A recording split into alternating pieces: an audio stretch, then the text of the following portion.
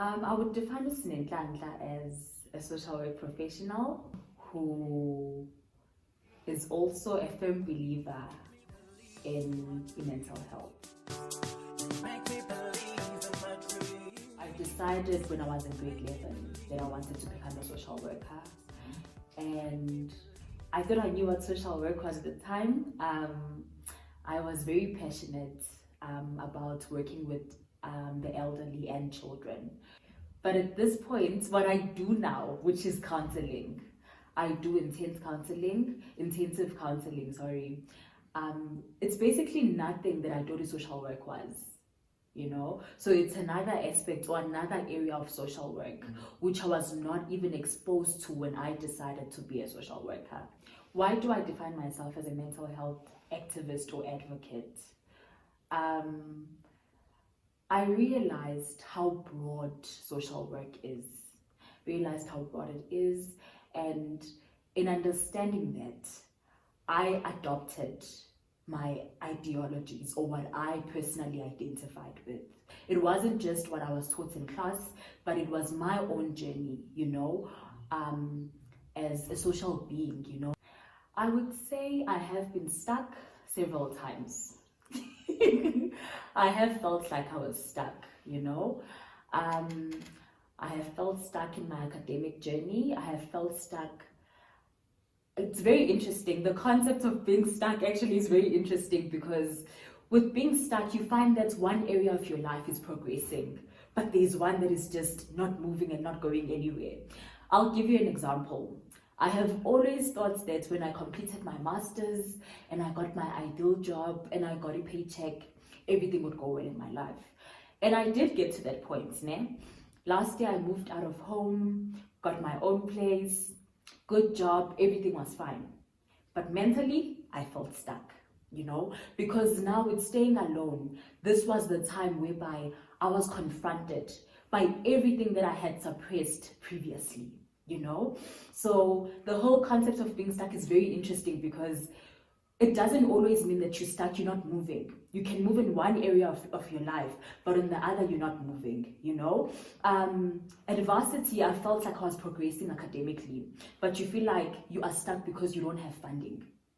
But you're moving, but you're stuck, and you don't really understand. And then you just give it time, and then you realize, you know what? At least I was moving. And I would say in me being stuck, I've had a lot of people support me, from friends to family. So in my stuckness, I've found that my people have really helped me a lot. My social network, my supervisor, my mom, my dad, my friends, And with that support, I would get that support, and then I'd find courage to actually move right along. Then I'll come back after a year again when I feel stuck. So yes, even though I felt stuck, but I have to acknowledge the fact that there was a progress in other areas of my life. So let's just make it like, I have a recent example of how I felt stuck. That was in 2020, Academically, I was done. Not done. I feel like I can never be done with academics, but at least I had achieved my goals, which was to complete my master's, right? Master's completed, I got a job, I have my own place, everything that I had planned, was going very well. However, mentally, I did feel stuck, and with that stuckness, I remember at some point, I just wanted to take my own life. Then you ask yourself, but everything is going well for Sneh. Why does she now want to take her own life? Because when as an outside person, you see me progress. But Mina, internally, I'm feeling stuck, to such an extent that everything that I had achieved thus far didn't really matter. I felt stuck enough that I said, you know what? I just want to die. I don't want to live anymore.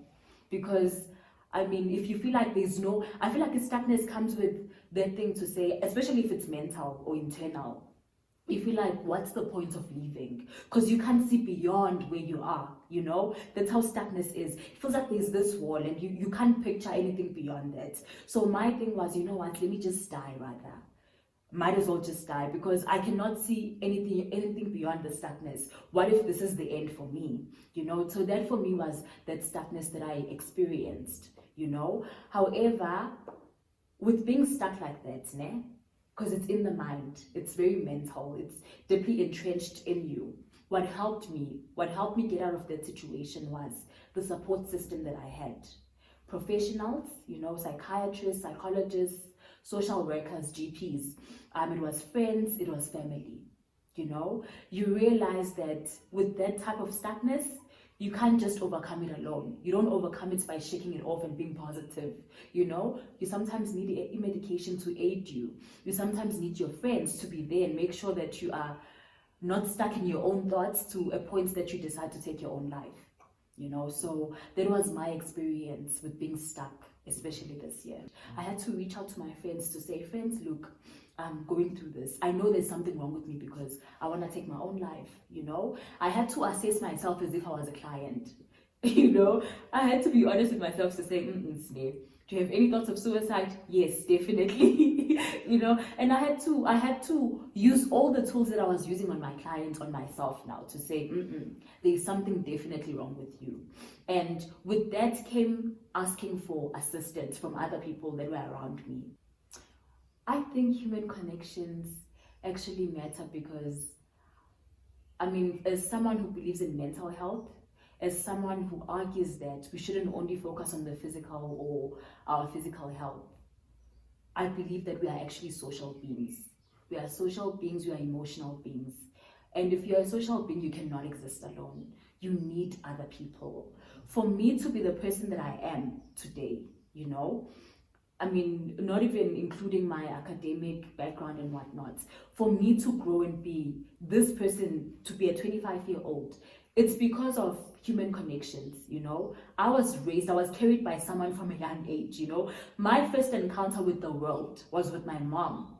I'm basically a product of human connections, and I think it's very interesting because it never ends. You become a product of human connections from the day you're born, from the day you conceived, because you conceived through human connection, to the day you die, because who buries you? Humans. If you're going through a mental breakdown, if you're feeling stuck in your journey, who rescues you? Humans. Do you get what I'm saying? If you go to varsity and you need to learn something, you need someone to fund you. You need someone to teach you. Do you get what I'm saying? You need support. If you're saying I'm eating at the dining hall or I need to eat food whatsoever, someone has to make that food, These are things that we usually take for granted because I feel like when it comes to human connections, we usually limit them to our friends, our romantic relationships, and family. But in my journey personally, I can safely say a lot of people, I've met family along the way, professionals have helped in my journey, non-professionals have helped in my journey. So I'm a product of human connections. My narrative is probably shaped by what I was taught from home, from the society, from what I see in the news,